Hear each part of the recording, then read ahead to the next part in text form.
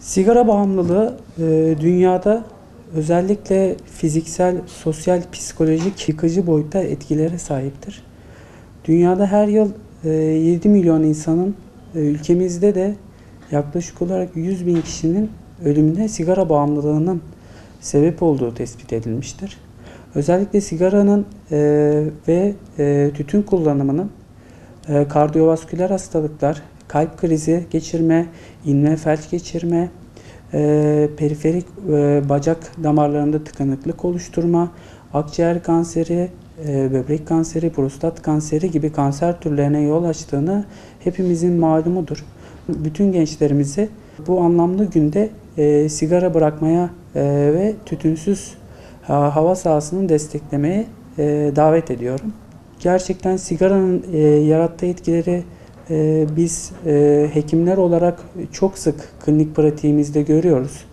Baktığımızda kardiyoloji uzmanları, nöroloji uzmanları olsun, üroloji uzmanları, göğüs hastalıkları uzmanları her gün klinik pratiklerinde sigaranın zararlarına bağlı hastalıklarla mücadele etmek durumunda kalıyorlar.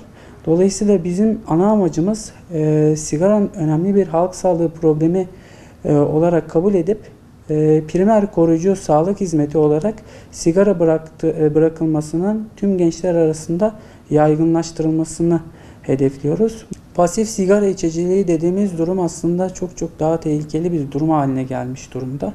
Özellikle bu açıdan bakanlığımızın uygulamaları, dumansız hava sahası uygulamaları, sigara denetimleri gerçekten çok ciddi anlamda önem teşkil etmektedir.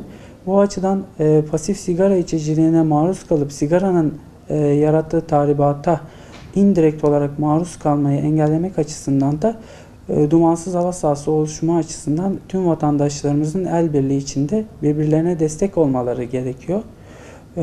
Bir eşgüdüm içinde bütün sosyal, sivil toplum kuruluşları olsun, vatandaşlarımız olsun, biz hekimler ve sağlık çalışanlarının bu konuda çok önemli görevler düşüyor. Bu farkındalığın artırılması için var gücümüzle çalışmaya devam etmemiz gerekiyor. Sigara bağımlılığının özellikle küçük yaşlardan itibaren artık oluştuğunu görmekteyiz. Bu açıdan anne ve babaların sigaranın zararları konusundan daha küçük yaşlardan itibaren farkındalık oluşturmasını, çocuklarına bu eğitimi yerleştirmeleri gerektiğini düşünüyorum. Ben sigara konusunun zararları konusundaki eğitimlerin küçük yaşlardan itibaren öğretilmesinin bu açıdan faydalı olacağını düşünüyorum. Onlara psikolojik ve sosyal açıdan destek olmaları, sigara bıraktırma açısından da profesyonel destek almalarına yardımcı olmalarının çok önemli olduğunu düşünüyorum.